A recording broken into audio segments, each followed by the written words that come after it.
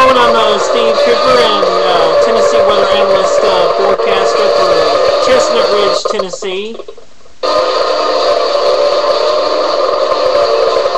And of course, this is the analyst forecast I have for you on the Extreme Weather Chasers page, and it's good to have everybody along on this Good Friday morning, or on this Friday morning. And right now we have 11:49 our current time, and this is the current time of the video. It's going to get you started on the latest updates from the TWA forecast areas for chasers and storm spotters. I want to first start out with today's outlook. As we look at the surface frontal boundary, you'll see two things happening here. One is that you will see an area of low pressure that has made its way across California, and then it looks like you'll see a strong cold front making its way across the plain states, and this return is causing warm moist air to rise upwards across the Gulf Coast of Mexico. And as an example of that, I will draw water on my video just to show you exactly what happens there. Now, as you can see here, most of our moisture is created or brought in from Brownsville, from the Gulf Coast of Mexico. All that moisture starts to rise, and that will infect our jet stream, which is a pretty dynamical setup for thunderstorms in those cases. And if you have the right conditions for those, some of those thunderstorms can be severe, especially if you have any type of indicated wind shear or any type of lift that causes the storms to further to rise. Now, to have a thunderstorm, you've got to have quite a few ingredients just for a thunderstorm, and I will go over those with you right now. Basically, all you gotta have is just you got to have relatively warm, moist air. Is what you gotta have to start off. And if I could show you here on my blank image, I want to kind of show you a little bit more in depth.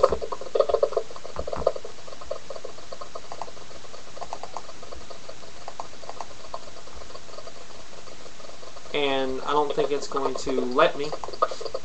Camera sucks. Okay, yeah, here we go.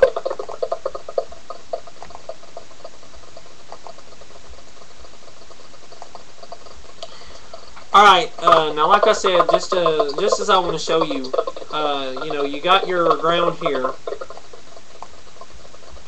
What am I doing?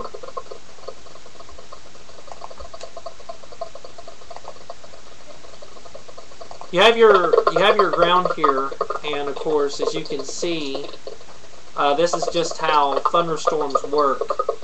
Okay, you have your warm, moist air surrounding, and as warm air starts to rise, that intends to make the air very unstable, which is rising air. It's continued rising air. Now, as the air starts to rise, you will start seeing what we call lift-free convection, which is actually heated by the surface of the sun, which is known as daytime heating, especially after you get a good shower during the morning hours and the air destabilizes and the sun comes out. That intends to heat and expand air gases, which continues to rise continuously. As the air rises, you intend to start seeing cumulus clouds develop. These are well ahead of the storm system, either warm front, low pressure system, or either cold front that will cause these clouds to start rising. They are warm, they're pretty well warm layer clouds, which usually does not mean any harm, especially if the weather is a little bit far away. Once the front starts to clash in, whether it be a warm front or a cold front, these clouds will start to use some of that lift-free convection, and therefore it will start out as a small surface cloud, which is above the 1,000 or 25,000 kilometers, if you will. That cloud will continue to rise and grow, and therefore creating our anvil, which can, in terms of, people call them thunderheads. Once the cloud continues to rise, therefore you have your thunderstorm, which is very maturable. Usually you get quite a few discharges, which actually produces lightning. So you have your condensation, which causes air to sink while your warm air rises, cool air sinks to the ground. This is what we call your condensation. As the warm air rises, therefore you start seeing a very mature growing cloud, and that starts to take place and causes thunderstorms, which typically does not reach severe, especially if conditions are not very favorable.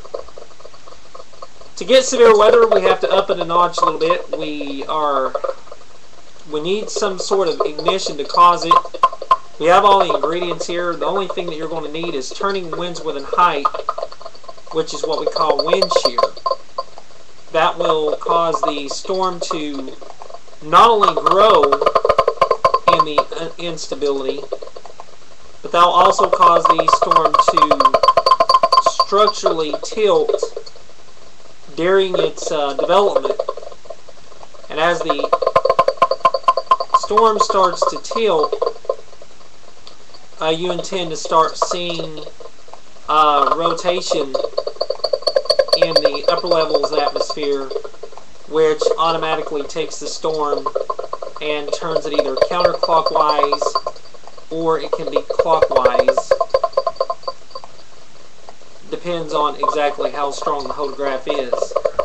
Once the winds start to shift and change direction within height, usually during favorable conditions, the SPC will issue either a tornado watch, which means conditions are favorable for tornadoes in and close to the watch area, or usually a severe thunderstorm watch. At this time, you'll either see hail start to fall, which can be golf ball size, baseball size. Different hail sizes can fall at this point, which can really cause some damage to crops, vehicles, or whatever it may be. Hail is a big threat here. Now, once the storm is matured enough and you have the wind shear that kicks in, the cloud will start to rotate, which is what we call a mesocyclone. And that's the example you're seeing here. It starts to rotate, and as it rotates, you start seeing, especially while out in the field, you'll either see a wall cloud start developing, which is just a lowering cloud of the rain-free base, and it can develop more into a tornado. You just have to watch for rotation, and of course watch for any signs that the wall cloud continues to fall. Now, as it does so, the atmosphere continues to tilt. Sometimes you'll get what we call a tornado, which is a rapidly, violently rotating column of air intact from the thunderstorm base to the ground. Tornadoes range in many different sizes. They go from EF1, they go from EF0 to EF5, and they can be extremely dangerous. And that's what you have to watch out for, especially during nasty, severe weather situations. It can be pretty rough, given the amount of moisture and given the amount of instability. Therefore, that's what we're seeing here is a lot of instability increase across the plain states. We're seeing warm air rise well ahead of it. The air here has become pretty well moist and unstable. Therefore, as the air starts to heat up during the mid to late afternoon hours, these fronts here, you've got the warm front causing the air to get much warmer ahead of it. While it's already gotten pretty warm and unstable across the plains, all you need is that cold front to cause some continuing lift, and that is a big cause for intend to be severe weather. Now, one thing I want you to notice is the upper level wind patterns are quite strong enough as well to cause showers and thunderstorms both today and tomorrow for the plains. Some of the holographs are basically indicating some of these storms could be pretty strong with large hail, damaging winds, and even tornadoes.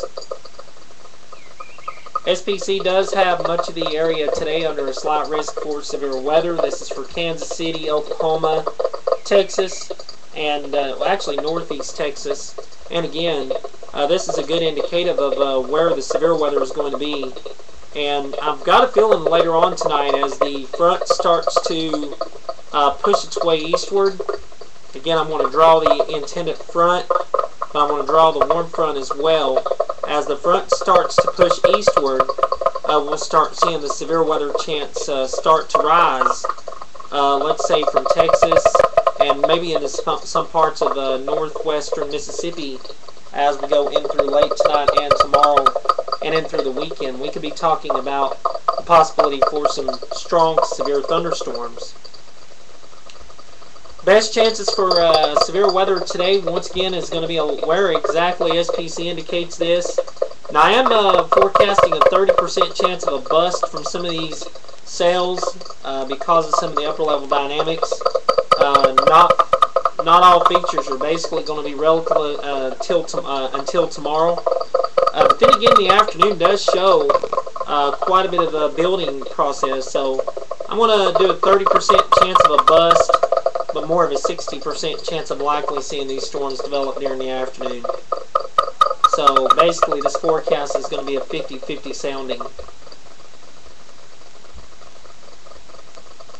Now let me go ahead and show you exactly what tomorrow's threat is going to be. SPC does have a slight high risk area for severe weather tomorrow for the plains.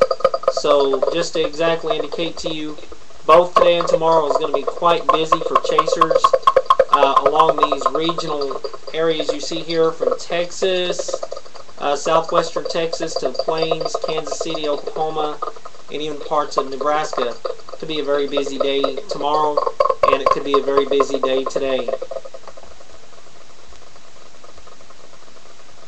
I'm going to add one more feature here. It's a very special surprise. I bet you thought, wow, I wouldn't do this, but you know what? You guys have actually supported me enough really well today. I'm going to go ahead and add my featured forecast for Stents Red Outlooks.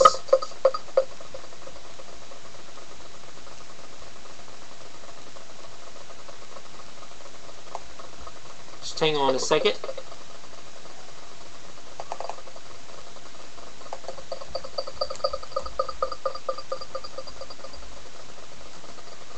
And again, just as I've indicated to you, we could see the possibility for some very nasty storms today. As a matter of fact, the tornado enhanced risk is basically a long line from Nebraska down through Oklahoma to northern Texas. These are areas where we could see quite a bit of activity for tornadoes, hail, and damaging winds.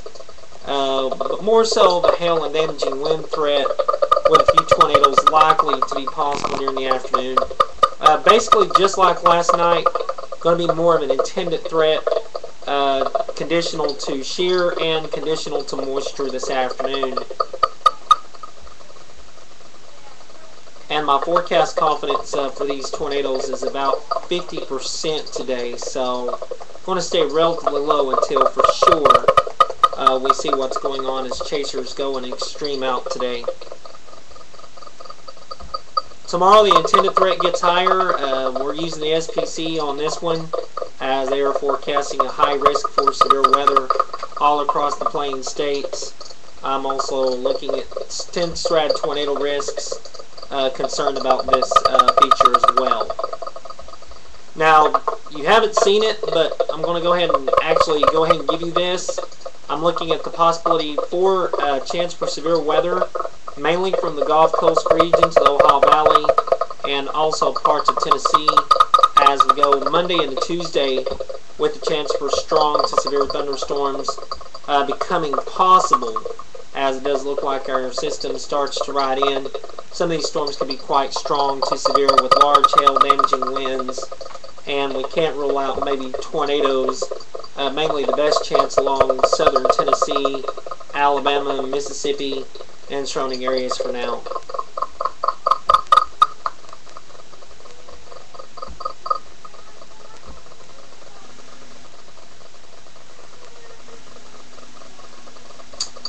Let's go and talk about our forecast for the next several days here across Tennessee. I'm expecting overnight lows to start popping up and becoming a little bit more warmer as we go into tonight. Temperatures will be in the 40s, and then tomorrow we'll get back into the 70s with sunshine. The winds will start to pick up as well. That's along and ahead of that warm front, so there's a good chance that warm front may lift further northward, as it does look like that cold front is going to draw its way east and northeastward, making the air continuing to rise, and therefore that will cause temperatures to warm up today quite well and quite nice for us as we go throughout the day today and throughout the night tonight and through the day tomorrow. Again, a string of 70s really possible across Tennessee, the Ohio Valley regions, Kansas City, Oklahoma, could see some lower 80s. And then tonight, those temperatures will start to rise more into the 40s. So it's going to feel relatively more warmer tonight than it is cooler. Probably low to mid 40s is what I'm looking at there.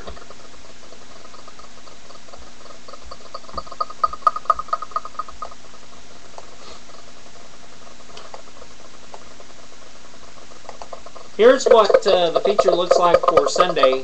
Again, that front still lingers across the plains, but as it approaches for the next 24 to 74 hours ahead of time, we could see strong, severe thunderstorms start developing widespread across much of the region.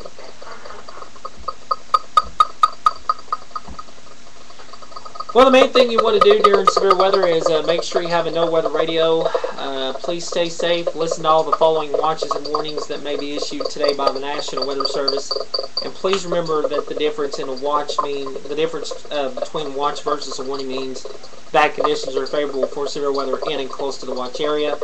And a warning means that based on Doppler radar, there has been severe weather indicated or spotted by a storm chaser or spotter, and will likely occur or already occurring across the area, and you need to seek shelter immediately.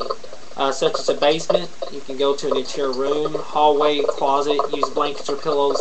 The National Weather Service is now telling people do not take cover under bridges or overpasses, because it can actually be a little bit too dangerous for them during this situation for severe weather. It can actually start sucking you up, and that in return can cause some fatalities as well as injuries.